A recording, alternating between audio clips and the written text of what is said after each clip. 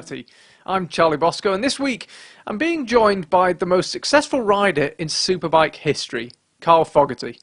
He was crowned World Superbike Champion 4 times, claimed 59 race victories, and also won the legendary Isle of Man TT race, breaking the lap record in the process on what is frequently described as the most dangerous course in the world. He's still as keen on bikes as ever, and when I spoke to him at his home in Blackburn, England, he'd just got back from a mountain bike ride up his local hill, Darwin Tower, and we talked about how he knew that motocross wasn't for him and that he'd always end up on the track. We discussed his career, and he reflects pretty honestly on what he was really like in his racing days.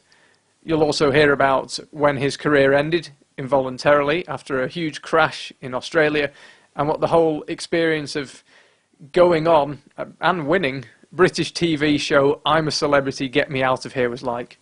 And finally, we talk about his new book, The World According to Foggy, which is frankly hilarious and available on www.carlfogarty.com.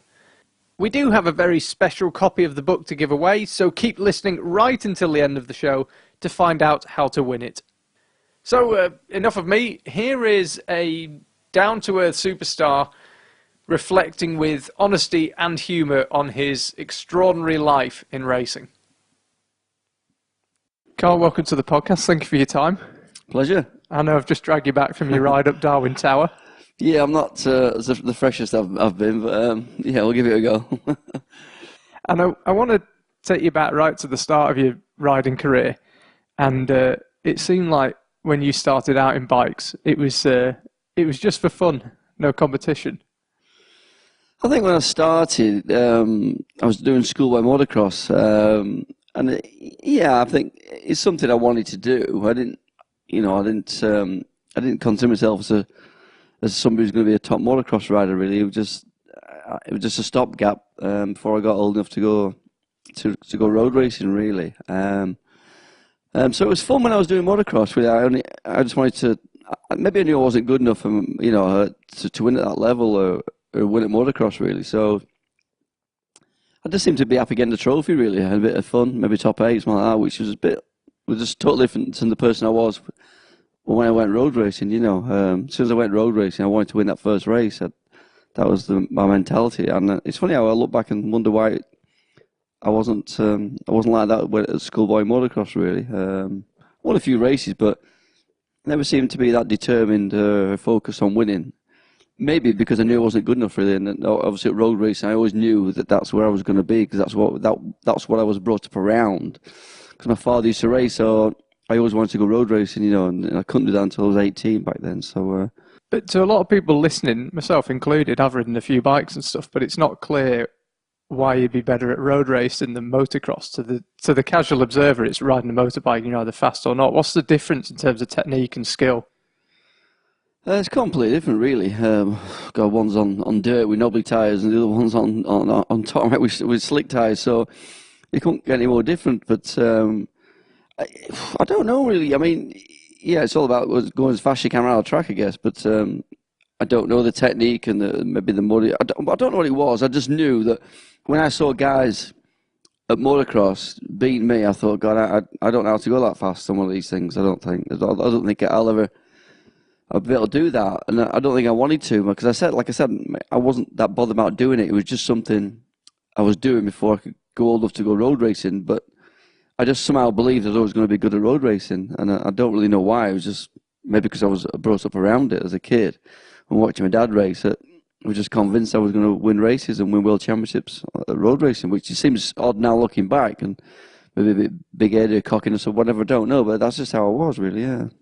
And what was it like when you tried racing on the track? Was it what you hoped it would be? Did you have a natural... I don't know if it is talent. I mean, if you've been watching your dad, had you already got an idea about cornering and how to handle a bike? No, I don't think I was naturally that talented, if I'm honest. I think I had to work a bit harder than others. I think, back when I first started racing, there were others I thought had more talent than me. But did they have the motivation, determination to win? No, they didn't.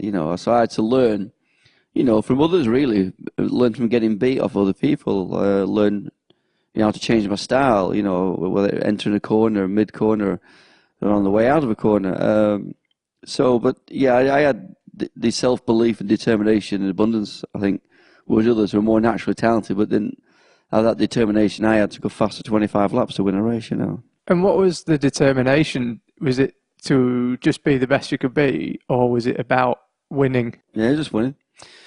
Just winning. Yeah, that's all it was, winning. I had, once I won, then, I had to win again, and it became an obsession, really.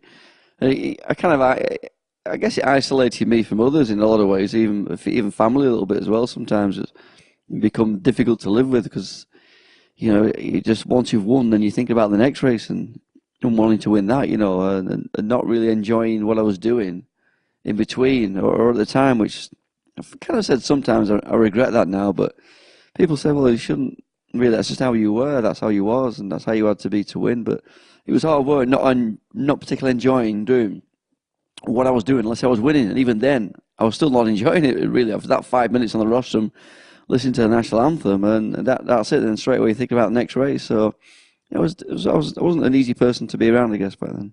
Were you like that in all areas of life? Or was it just something about being on the bike that brought that out in you? I think I wasn't really. No, I was quite a shy lad, really. I just back home in Blackburn and stuff. And it was just when I got to races and racing motorbikes that I just kind of changed. And just this, once I put the helmet on, I was kind of outspoken, brash, everything, just about winning, really, But I guess away from taking the helmet off and coming away, I was always a bit shy and awkward, and not really one for, I don't know, just mingling, really, to be fair. But then, if I did something else, I played another sport, I mean, played my dad at squash or whatever, Mikhail at tennis, then I still wanted to win really, really badly. So I guess that was always there. It was always hard to have fun doing stuff because I had to be winning, So a lot of times I wouldn't take part in something because I knew I couldn't win. But did it lessen as you get older and you start collecting trophies? Do you start deriving a bit more satisfaction, or until the last day of your career was it just desperation to win, desperation to collect as much as you could? I think it was, really. I think in the last year, I just won the championship again in 1999, and I felt more nervous and more determined to win in 2000. Really, it's just crazy to think, I might be relaxed about it and be not as bitter if I didn't win, but as soon as the season started, I had to race the first race injured in South Africa, and it didn't go too well. And I was so determined to come back and win at the next round in Australia. I was really, really focused, and I wasn't sleeping right, and everything. Everything was just, I was really mad and angry, sort of thing, because I wanted to win so badly, and maybe too much, really. Maybe that's why the crash happened that finished my career in some ways. I don't really know. There's no memory of it, but. I went to Australia and I was fastest guy there and messed up in qualifying and on the Super Pole lap, that sort of thing. Ended up fifth or sixth, but still thought I was going to win both races. And then that was the same day it all ended, really. So it didn't get any easier, or I didn't relax more over the years. You thought I would do, but I just seemed to get more and more won. The more and more I had to win, the more to keep winning every year. Which it just became obsessive, really. Which wasn't good in a lot of other ways. Yeah. So there wasn't a tangible goal, like I want to win a number of championships, because you hold a lot of records. Did the records interest you? No, not at all, really. No, didn't involve one bit records. I just wanted to win races and win world championships, and then for as long as I could, until I guess I didn't feel like. I mean, I never got to know if I would retire because the decision was made for me with the injuries that I sustained. There was no coming back from that, really. So how long I would have carried on for, I really don't know. I would never be the sort of guy just making up the numbers and running around in, eighth position. That would never happen. But how long before that was going to happen, I really don't know. 1 year, 2 years, 4 years more, I don't know, really. So it would have been interesting to see when I wasn't good enough anymore, if I'd have stopped or I realised my heart wasn't in it and the motivation wasn't there to go on anymore. And I'm thinking, God, I'm at next year, I might get beat. Let's walk away now. I think I would have been that person, but I guess I'll never know. Did you enjoy the whole circus around racing? Because obviously there's the travel. I mean, you've already said you go to South Africa, Australia, Japan. You go all over the world traveling. Did you enjoy the element of it, or did you just want to get the helmet on and race? You just wanted to get the helmet on and race, really. I didn't enjoy. You didn't like the media stuff, and I didn't. No, I didn't. I wasn't that good with it, really. I've probably not got a lot better now. No, I am, but no, I didn't. No, I didn't like it then, really. and maybe that held me back in other areas with sponsorships and stuff. I don't really know, but no, I wasn't comfortable around it, if I'm honest. Just wanted to ride the bike, win, and come home. That was it.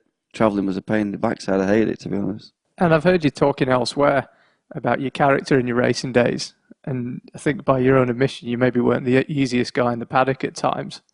Was that about being competitive? Was it just about desperation to win? Or was it this lack of interest in the sort of circus side of things? It's probably all three in a lot of ways. Yeah, I don't know. I think if you're the main guy, you're winning. You're never that, the others.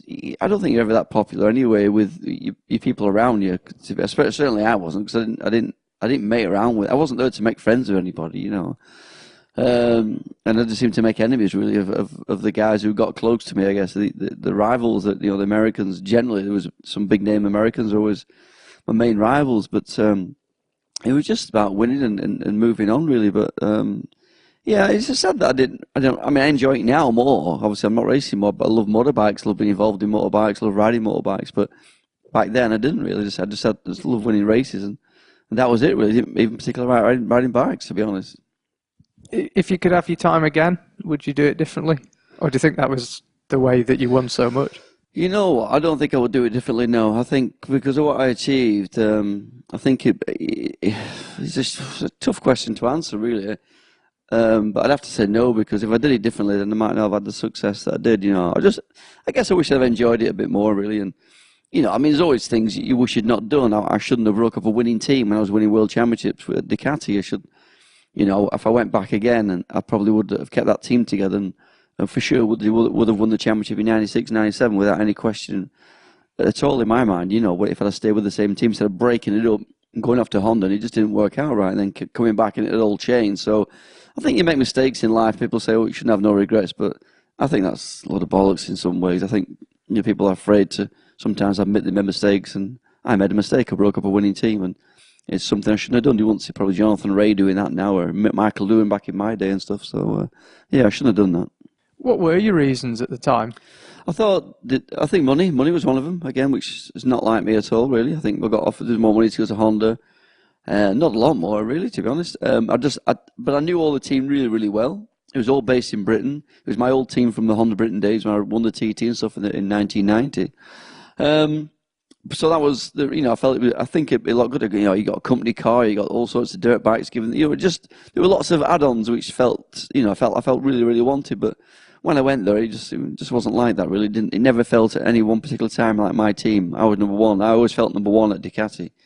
I first felt like I was one of many, many numbers at Honda. It was right through the Grand Prix, Superbike, everything. It was motocross. It was so much more to it all, and I just felt it just didn't suit me really. We had a fairly decent year. Even went to the last race and I could have won the world championship, but ended up coming out fourth, which is seen as a disaster. And but in my eyes, I guess it was. And this bike and the team just don't quite suit me like the way the Ducati one did. So I got the opportunity to go back there, which I was very lucky, really. A lot of teams wouldn't probably have took me back. So, but it took me 2 years to get back right again. After so much had changed when I went back from what I'd left. Yeah.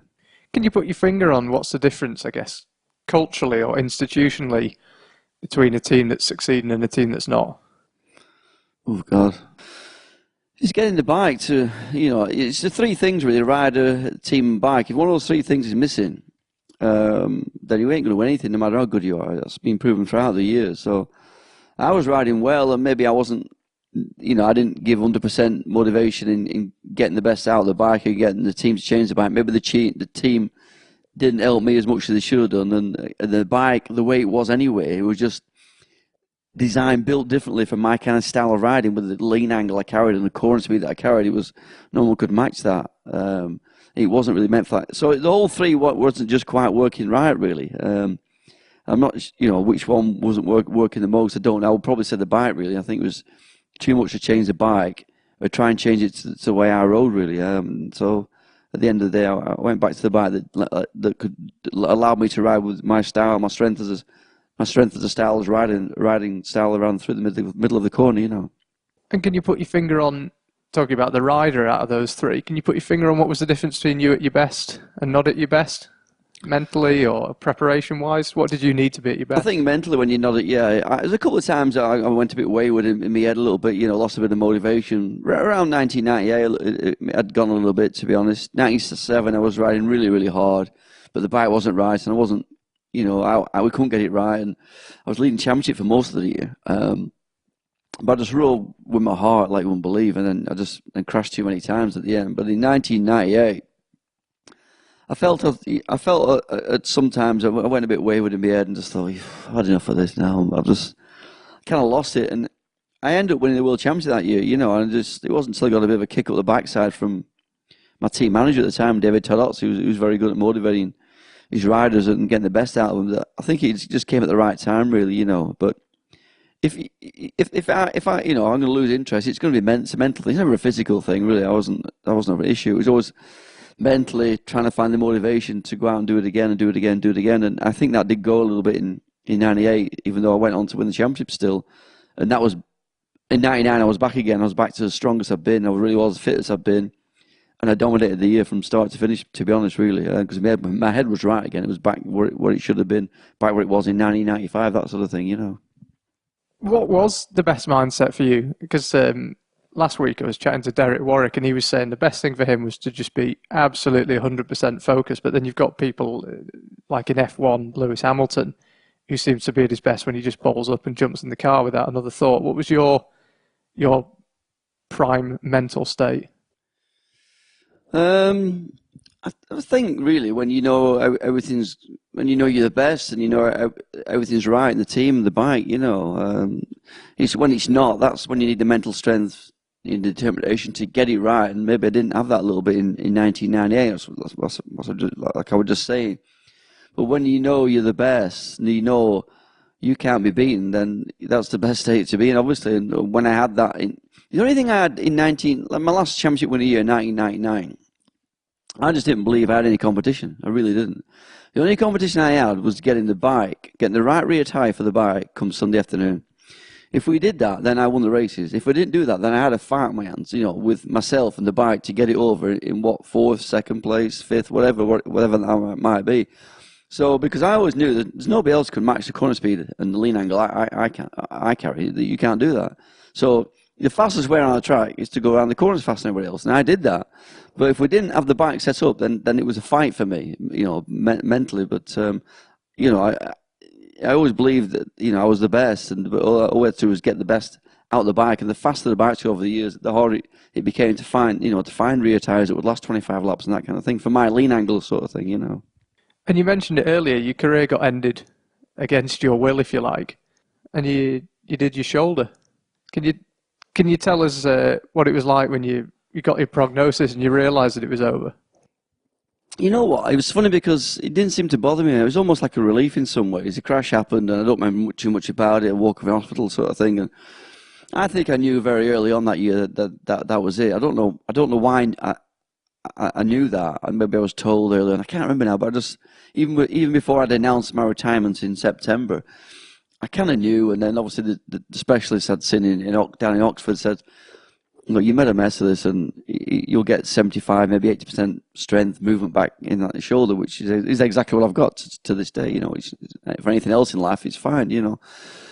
So the decision was made for me, and it, like obviously everybody else was upset. I remember watching Sky News, and it was like going along the info bar, the information bar across saying Carl Fogarty retires, and back then it was like the fax machine was going and all sorts. And it didn't bother me. I was like, oh my God, finally the relief is over. Of like, now I don't have to go out and win another race. The pressure of that's gone, everything. So I was almost happy in some ways that it was finally over and that I could just maybe enjoy my life now, Was it hard to lose that focus though? I mean, to go from being so single-minded, thinking about winning week in, week out, and suddenly 7 days a week, you're free, you got no pressure, there's nothing more to win. No, it wasn't hard at all. It was nice. It was nice just to be able to, like, come home and, I don't know, just go on my push bike or whatever, go and ride my motocross bike, or just, go on holiday with my wife and spend time with the kids who were very young then, still both under 10 years old, I guess. So no, it wasn't. Everyone's thinking, well, did not need to replace that Like rush, that adrenaline? Not really. No, I'm quite happy going doing a bit of sea fishing or something. You know what I mean? I didn't need that. I didn't do it for that anyway. I did it because I wanted to win races and because I knew I was good at riding motorbikes. You know, not for the adrenaline rush of doing 190 miles down the straight. It didn't really bother me one bit. That you know. No, it's interesting because I think I'm one of the people that says, God, I'd love to never work again. You've plenty to fill your day, but it's a bit different for me because I'm not coming from the adrenaline of being one of the world's leading sportsmen and winning races. It's quite interesting that you didn't. It doesn't seem like you miss it now. I don't miss it now, no. I did miss it, I guess, for quite a few years after. I was a bit bitter and, twisted. I was just, because other people, and the sea was just so big back then. It really was. It obviously it doesn't nowhere near match the heights nowadays. It matched back then. It was the biggest four-stroke championship in the world. MotoGP is these days. So I was a bit bitter that I wasn't involved in it anymore, I guess, for the first few years. And even when I ran the Petronas team, it was still a bit raw for me then. I don't think if I'd done it now, I'd do it a lot differently, to be honest, and I'd do it with more of a smile on my face than I did back then. I wasn't really ready for it. Really, I would miss racing then. I didn't like seeing others winning races. I felt I'd built this championship and everything up, and I wasn't part of it really, winning races. So, but now, no, it's fine now. I watch it all and follow it all, and I haven't got a problem. The last 7-8 years, it's not really bothering me at all. But up to about 2008, 2009. Yeah, I still didn't really, like watching it, and still a bit bitter about it all, really. But since then, no, I quite enjoy watching it now, and I'm very positive towards the guys out there and stuff. Was it thinking what might have been that just put you off a bit, or was it regrets from the years you did have? What was it that made you not want to watch it? Just the fact that I couldn't do it anymore. I didn't want to watch somebody do and win races. Something I used to be able to do. Really, I'm not that easy. I'm not that good at watching, I suppose. Really. I want to be doing it really rather than watching. And just after retired, I didn't like that really.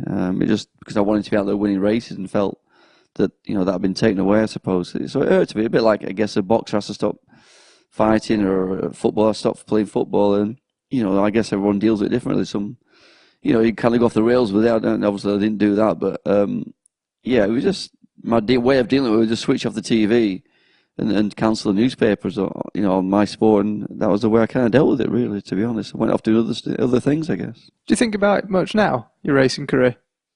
No, I don't think about my racing career at all now anymore. No, I get reminded of it because obviously, but my records are just starting to get broken now after sort of 20 odd years, whatever it is. So does that bother you? No, not one bit. No, and I feel like it's supposed to. I think people are wanting me to be bothered about it. I don't know why. I don't, unless it's wrong. I don't know, but there's just no point really. I always said records are meant for breaking. I broke somebody else's records, but I think I've had them since 1995. So. And the guy that's broken him, he's a great rider, and his family. I've known his family a long time, and I think he's just for somebody to break your records, you want it to be somebody you think is very, very good, and I think he's very, very good. So I'm quite happy for that. But there's not much I can do about it anyway. It's not like I can come back racing again, We're not getting a world exclusive on the comeback. Yeah. In their head, yes, but the body says no. And you also raced in the Isle of Man TT. I don't know where to start with the TT. To the uninitiated, who might never have seen it or seen a bit on YouTube, what's the TT? What makes it so special? Oh God, it's just one of them one-off events, isn't it? Really, every sport kind of has them, I guess. I guess it's something like the Grand National of horse racing in some ways. It's obviously a motorcycle race on public roads. The roads are shut, Obviously, there's no traffic coming the other way. And one lap will take you just over 37 miles to do one lap, whereas most circuits, like Donington Park or Silverstone or Brands Hatch, wherever they're 2 or 3 miles round. This one's 37 miles round for one lap, public road. So it's the most dangerous circuit in the world. It used to be part of a world championship, actually, back in 60s, 50s, 70s, even maybe, no, 70s, sorry, that was the last time it was a world championship. But yeah, the top riders of the world obviously don't go there. They're racing the world championships. But yeah, this unique event. The fans love it. I love it. I was brought up with it. My father used to race there. It was my holiday as a kid. All my childhood memories are at the Isle of Man TT. You have 2 weeks off school and going to the Isle of Man, you know. So for me, it was a big thing. I wanted to do the TT and win it. And I was probably the last person. I think I still am the last person to win world championships on short circuits, you know, and win the TT. I think I was the last person to do that. And as soon as I won the TT, I kind of moved on, obviously, to bigger and better things in the world championships. But yeah, it's a fantastic event, and it's the one event I still look forward to more than any other every year. You still go every year? I'm going to go again this year. I've got a new book out as well. So we'll talk about the book in a minute. Yeah. So I've got to go. I'm going over to the Isle of Man to do the book signing, but I generally do get to the Isle of Man. Since the millennium, the 100 years of the Isle of Man TT was in 2007. I've been kind of going back because I realised then how much I miss a place. I just get that, you know, hairs on the back of the neck as soon as I land there, and crossing Fairy Bridge and saying hello to the fairies, all them kind of traditional kind of spirit. It's like a spiritual home in some ways to me. It really is. I love the place. You know, a lot of people hate it because it claims people's lives. You know, but no one's forced to go there at the end of the day. It's not a part for a world championship, even a British championship. But it used to be. And that's when all the best riders in the world went there. Obviously, that's not the case anymore. But the guys that go there now and go fast around there now, they deserve a lot of respect, to be honest. But they don't need to go there. It's just that challenge and that thrill of, I don't know, winning some, I guess, on the most dangerous circuit in the world, you know, and the prestige that goes with that still. That danger's unavoidable as well, isn't it? Did that bother you? No, that's the thing when you're young, you're a kid or something, and you know, I didn't even see the dangers. I see them now, obviously. I mean, you get older now, see, even when I'm coming down from Darwin Town, my mountain bike, I think, oh, get hurt if I go a bit too fast, you know. But when you're in your early 20s and you want to win a TT, I didn't even see the dangers, to be honest. I just wanted to win a TT, and it took me 3 or 4 years to learn it, and learn how to win around there. Then that's it. But no, I think when you're younger, you don't see the dangers. You're a lot braver than you are when you get older, obviously. And what's the buzz like? What's the difference between the buzz on the TT and the buzz on the race to the circuit? I think for me, when I was a kid, I was brought up with the TT, like I said, and see my dad finish second there behind Joey Dunlop, who's probably one of the greatest names ever there. So finally, to achieve something I'd seen my dad not do, and something I've been brought up around, and knowing that this is the most dangerous circuit in the world, and in the conditions I actually won the senior. When it's all about winning the senior TT, that's a big race, the blue ribbon race, I guess you call it, of the Isle of Man. And just to win that, I mean, I was crying actually before I even finished the race. I was coming down the mountain with a few miles to go, and just thought, I'm going to win the senior TT. It's something I wanted to win since I was 5 years old. I can remember, you know. So the emotions are incredible, really, trying to hold it all together until I crossed that line and finally won it. And yeah, still to this day, I was like, if I was to go back now, and someone said to me, you can go back now and relive any race again, you know, which one would it be? I'd probably say the senior TT in 1990, because that's, you know, so special to win on the most dangerous circuit in the world. And then obviously away I went, then onto the World Championships, really. Is that your proudest achievement, TT? I think proudest achievement is becoming world champion for me. Yeah, that's what I wanted to become world champion. So that is, but I think the single race, then you pick out a single race win, then I think the senior TT, yeah, just shades it from maybe winning a double at Brands Hatch or at Aston or at Donington, I guess, yeah. And coming forward to the present day, what have you been up to? We've seen you in I'm a Celebrity. Tell me about that. I think you're the first person I've met who's been on I'm a Celebrity, certainly the first winner.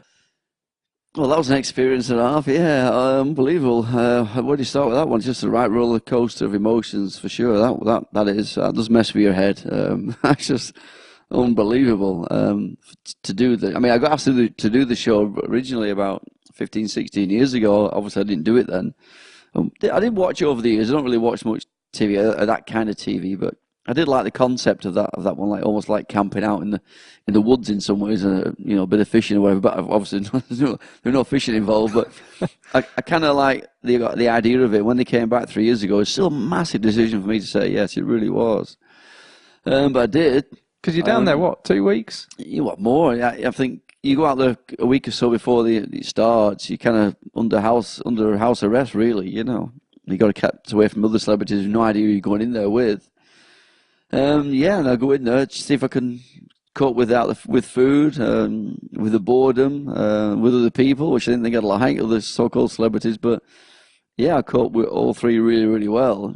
And I guess for just people like, you know, if for just being myself, just an ordinary guy from the north of England who doesn't think he's famous or anything like that, you know, I'm well aware to everybody else, I am. But as long as I don't behave in a way, that kind of way, I think you come across a normal person.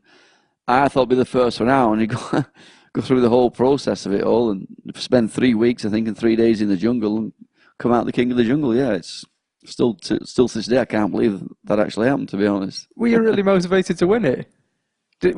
I mean, beforehand, I guess not, but towards the end, were you bothered? Did you want to win it? Not one bit. Not one bit. Was I like the person from back in the day to win races? It's just nothing like that. I was just surviving every day, trying to get through it all. Every day you think, I'm still in, and someone must be liking me for whatever I'm doing right. Yeah. And the only thing I'm doing right is just be myself. That's all you can do, really, in there.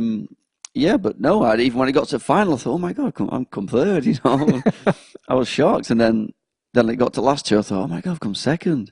I'm going to come second. Then when he announced me as the winner, I mean, you saw my reaction. I just dropped to the floor like somebody had shot me. It was ridiculous. But yeah, I can't believe it. It's the biggest TV show in the UK, and I go and win it. Just for, because the public just like the way I come across. I guess that's the only thing I can say. Just I feel like just an ordinary lad from Blackburn, England. Really, just I like to have a laugh, take fun out myself, and just get stuck in there when it needs to. Yeah. Have the last few years been different because of it? Versus the 10 or so before? I'm not. Yeah, I think.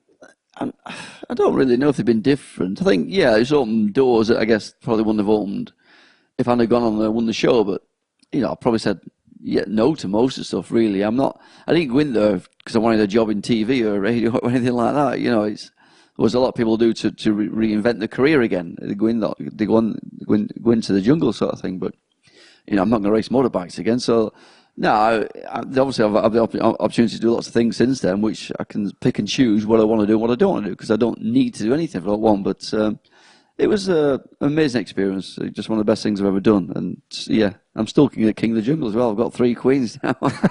My mates hate it because every year he goes, oh no, it's another girl that's won again. That means he still thinks he's king of jungle, for God's sake. But yeah, it's a cool... Were you still the last male winner? I'm still the last male winner, yeah. So it's still pretty... I mean, you don't get any cooler title than that, do you, really? King of the jungle. Let's be honest, World champion's a great king of the jungle. You think it were a lion or is it Tarzan? No, it's Foggy still. My mates are good. And what does life look like these days? I mean, you just come back for your bike, your push bike, but you still ride your motorbike? Still, the shoulder's okay to do everything? Yeah, I mean, I don't, obviously not to race superbikes around track, but riding motorbikes on the road. I've got a couple of Triumph motorcycles that, out on one of them yesterday, over the bank holiday in the nice warm weather. I go off on my dirt. I've been on a 4-day ride across Wales, coast to coast, with the lads on off-road bikes and motocross bikes, enduro bikes, sorry. Sat my push bike like this morning before you came.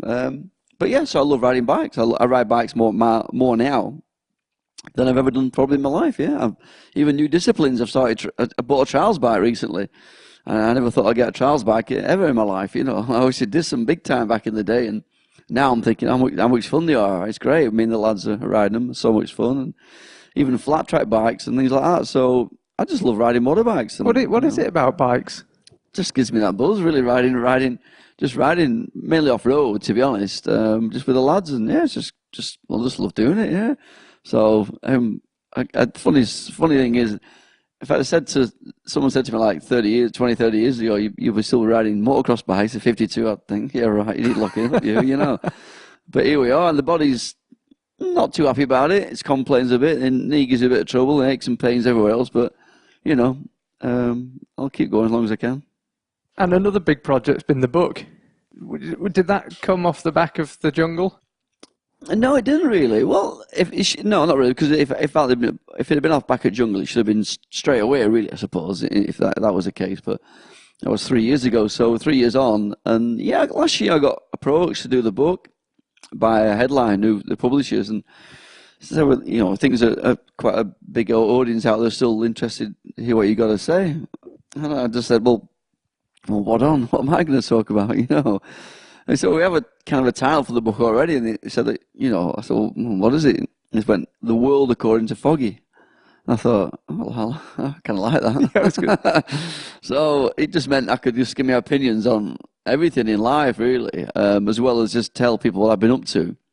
the daft funny stuff really, and just tongue-in-cheek me taking the mickey out myself and other things in life over the last 18 years since retiring from racing, I suppose, really, but still drops back into racing and a lot of funny stories from racing, really, and I've got the sad ones in there as well, I guess, but it generally what I wanted to do, a fun, easy read book that flowed right through and was just full of funny stories, and that's exactly what the feedback has come from it. That's exactly what it is, but one thing that's really nice, I don't know how much help you got with it, you might make me sad by saying someone actually ghost wrote it, but you get the impression reading it that it is you writing it pretty much on your own.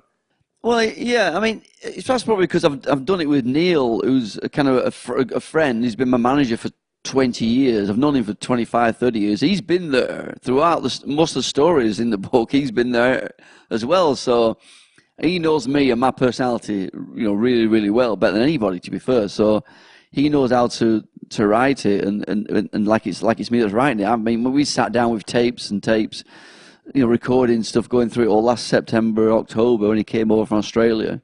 Even, like I said, when he put that into words, I'd say, no, you got that wrong. I wouldn't quite say that, flipping heck, I would say something else. But it's gone down really well. And a lot of even women who've bought the book for their husbands or granddads or whatever, and boyfriends, they've started reading the book on the way home from wherever they got it from, and just thought, held themselves back from giving it to the partners for 2 or 3 days until they've read it. So it was just so funny to read, So it's gone really well. I'm really pleased about it, and it's a lot. It's the person I am now compared to the person who did the autobiography, I guess, 20 years ago, who hated everybody and hated himself. Really hated the world. But there's an element of it's kind of a semi-autobiography, isn't it? But it has actually turned out a little bit that way as well, really, because it's just stuff I've done in the last 18 years. So the book, people didn't really want to call it that, but I have to be honest. Yeah, it's the right title for it. So when we did the title, and he said, but then Neil would say, like, what do you think of this and what do you think of that? What do you think of that sport? And because he knows what I like and what I don't like, so I'd just tongue-in-cheek take the mickey out of stuff like cricket or Olympic sports or whatever, politics or health, really, just whatever it might be, but not in a nasty way, and not aimed at anyone specific. But no, I don't think anyone would take offence from it. No, it's just hopefully not. If people take offence to it, then we've kind of failed really with the book. It's meant to be me just taking the mickey out of stuff, including myself a lot of the time. Well, I've got a favour to ask. I've got a copy here. Okay. I was hoping you might sign it and we could give it away to a listener of this podcast. Yeah, absolutely. That's not a problem at all. All right. Well, if you're listening to this, we'll get a picture of Carl signing it. Sure. And it'll be available to win. There you go. All good. Terms and conditions yet to be decided. But it's a beautiful sunny day here in Blackburn. Which is very unusual, but... Really? It's always like this. No, it's not. So I'll let you get back to going out on the bike. Well, I've done that now, so I just want to chill out for the rest of the day and catch up on a few emails, I guess. All right, I'll let you get on with it. Cheers, mate. Thank you very much for your time. Pleasure. And in advance for the book signing. And best of luck with book 2. We're going to see World According to Foggy 2. Part 2. You never know. Never say never, as they say. Thanks very much. Cheers. Well, there you have it. A megastar refreshingly free of pretense or ego. If you want to learn a bit more about Carl and have a good laugh in the process, go to carlfogarty.com and pick up a copy of his book, The World According to Foggy. You can also find him on Twitter at Carl Fogarty. We do have one very special copy of the book to give away. It's the one I got him to sign, as mentioned at the end of the interview. If you want to get your hands on it, put an Instagram post or a tweet up telling us what you thought of the interview and tag us. If it's on Instagram, we are at The Winning Mentality Podcast. And if you tweet us, we're at TWM Pod.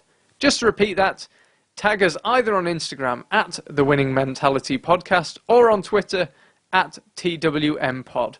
Whoever sends our favourite comment about the interview will win the book and get their comment read out on a future podcast episode. We'll also send you some printed photos of the book being signed. You've got until the end of June when we'll pick a winner, so get tweeting and Instagramming. Thank you very much for listening, and I will speak to you next Sunday.